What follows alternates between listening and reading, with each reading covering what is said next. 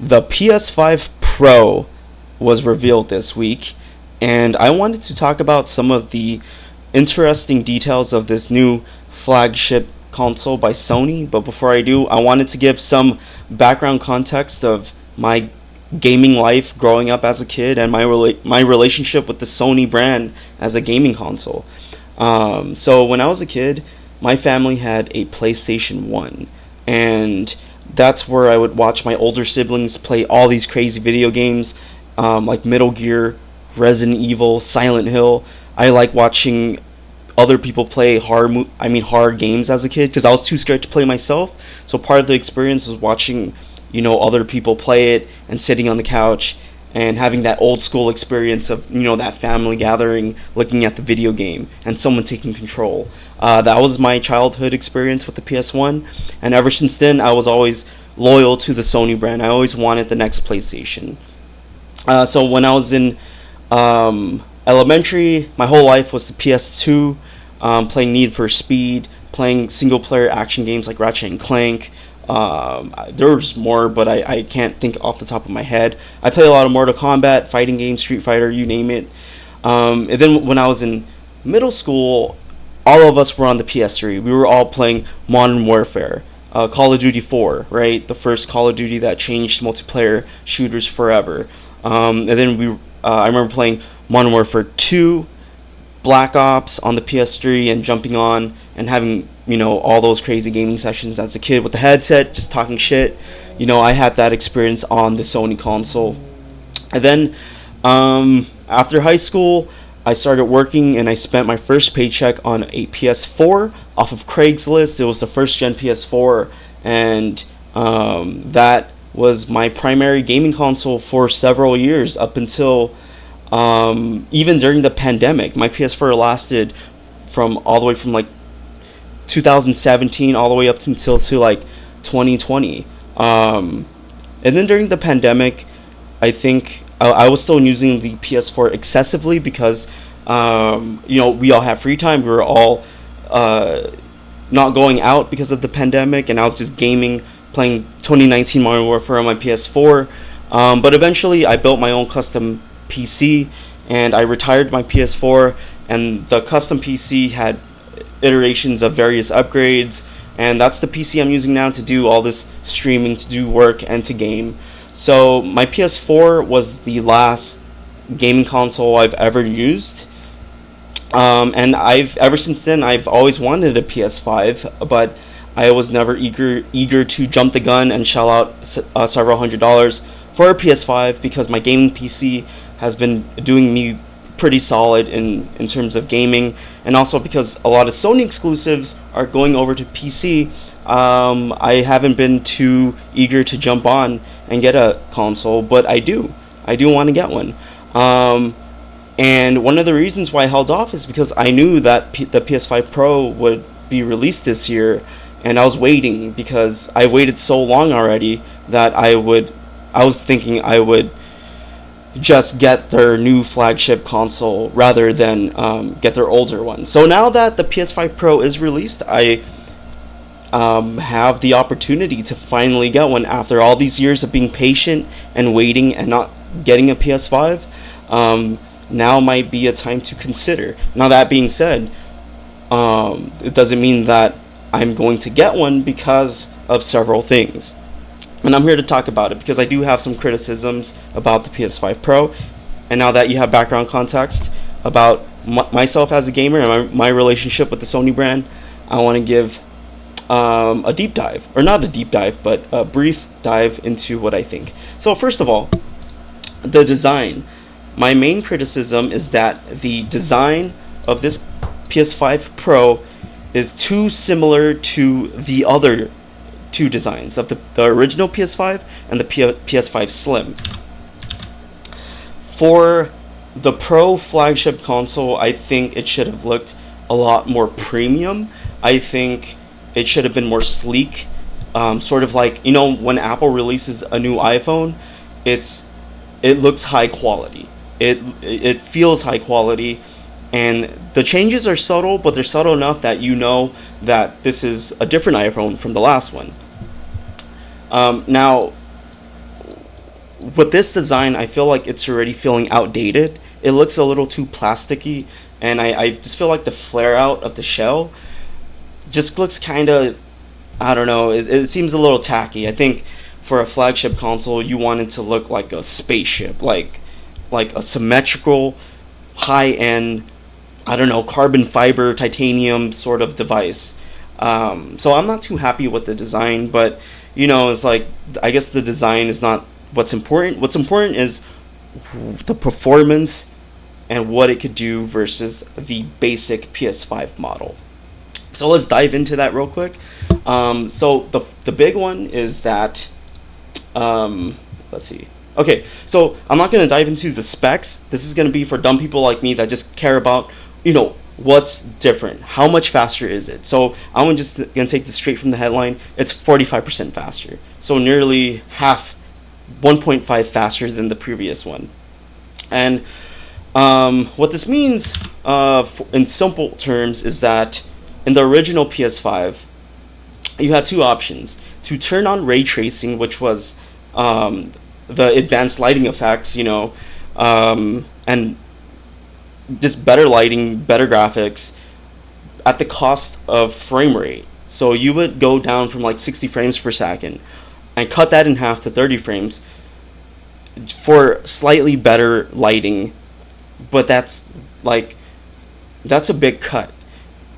Like, once you play a game at 60 frames, the moment it drops 50%, it's gonna seem broken. Like, you can't adjust like that. So a lot of people stick to the 60 frames. They turn off the ray tracing. The ray tracing is more of a gimmick on the original PS5 because it struggles so much to just do that, that most people don't never even turn it on. And I've seen it firsthand.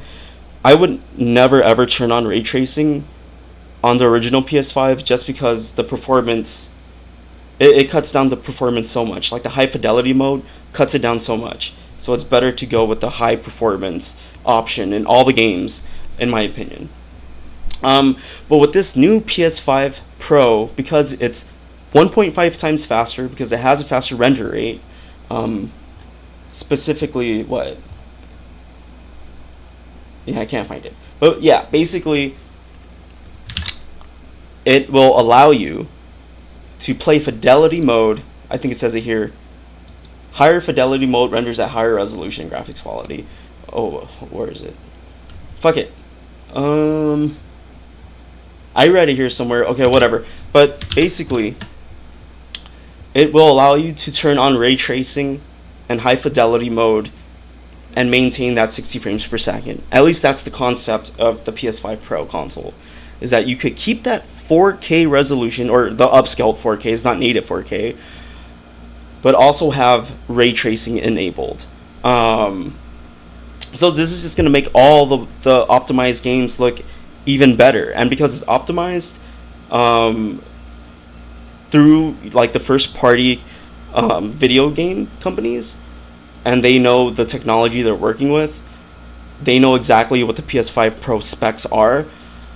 I would say that most likely, if you're playing like God of War Ragnarok on a PS5 Pro, and you compare God of War Ragnarok on the ported PC version on a high-end PC that costs like $2,000, my bet would be that the value comes from the optimization. And I would bet that God of War Ragnarok on the PS5 Pro on a 4K TV is going to look better than God of War Ragnarok on a $2,000 PC on a 4K monitor, just because of the optimization and the proprietary upscaling that the console is going to do. So that's where, if you're really a graphic enthusiast and you really care about the Sony exclusive games and you want the best experience, I think the PS5 Pro is going to be a must buy for that niche of people that care about getting the best version of a PS5 exclusive. This is where it comes in. But the negative thing is that the PS5 Pro costs $700 and it doesn't come with a disc drive. And I feel like for $700, by default, it should already come with a disc drive. Like, this is the flagship console that costs the most money, but you're taking away a feature that the basic PS5 first gen already had. That doesn't make sense. It's like if you bought the top of the line Mercedes car, right? And they took out, I don't know, like the air conditioner, because they're like, oh, this top of the line Mercedes is a race car and people don't even want the air conditioner. But you should just include it and then have the owners themselves take it out if they want to.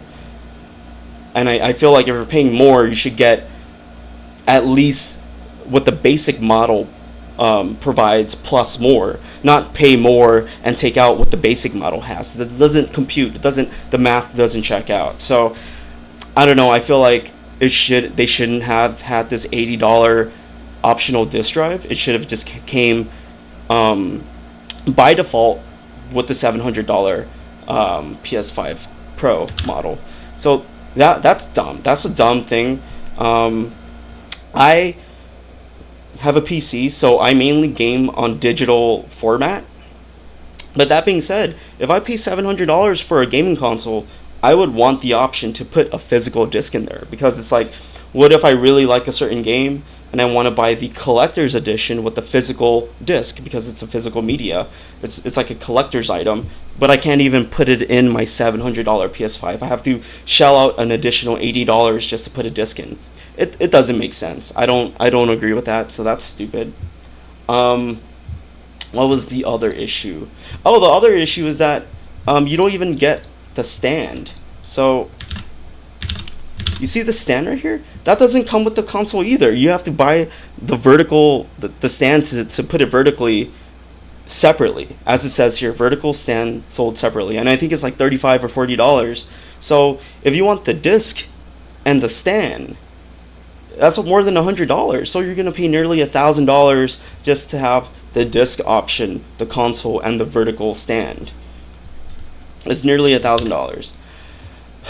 So those are two things that really suck about the PS5 Pro. The other factor that you have to consider, or that I have to consider before jumping the gun and getting the PS5, is that for about $700 I could get a RTX 3080 Ti graphics card. This graphics card is a high-end graphics card that will eat up any game coming out within the next 2 or 3 years. I could play it maxed out, probably 4K, 60 frames per second, or even more on my gaming PC. So I could either buy a PS5 Pro and play the few exclusive games at the highest setting at the best quality, or I could shell out that money and get a really high-end 3080 Ti graphics card, and that will allow me to play basically every game on PC, including the Sony exclusive games that will be imported over to PC at a very high graphical quality level. So that's one thing to think about too, is, there's a crossroads. Do I get a 3080 Ti, which is an amazing high-end graphics card, or do I get a PS5 Pro where I'm limited to the library of games, but I could play it at its best version? So yeah, there is conflict there, but I think personally, I don't know, I think I've waited so long that I might consider getting a PS5 Pro. But I'm gonna wait. I'll probably get it next year in January or something. Because $700 is $700. But it is a factor to consider. So, in my conclusion, I think the PS5 Pro is overall overpriced. I think it's 100% overpriced. I think the design is lazy. But if we're just looking at the performance of a console, I think it is impressive. I think what it could do as a console it's going to be cool. You're going to be playing ray tracing at 4K. You're going to be looking at Spider-Man 2, God of War, The Last of Us 3, or whatever, in like really impressive resolution and graphics. And I think this is the most powerful console that's going to exist in this generation. So yeah, those are my opinions. I am not completely sold on it, but I think it's impressive enough to at least consider getting it. For me, because I've never had a PS5. I think if I've had a PS5, I wouldn't even look at this. But because I've waited so long, I may jump the gun and get it next year. Anyways, let me know your thoughts on the PS5. If you think I should just, if I'm stupid, or if I should just go for the graphics card upgrade, let me know. Let me know your thoughts. Maybe this is just for a certain niche audience, or do you justify getting a PS5 Pro entirely? Let me know in the comments, and I will see you next time.